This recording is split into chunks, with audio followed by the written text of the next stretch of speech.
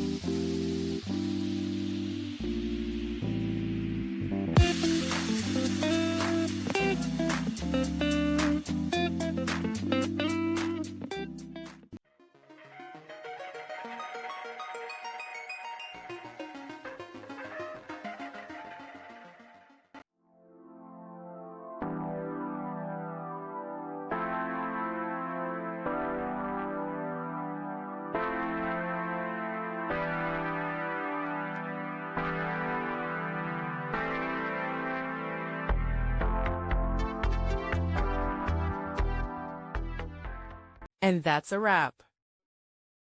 I hope you found the answer you were looking for. If you did, take a second to hit that subscribe button. It really helps out.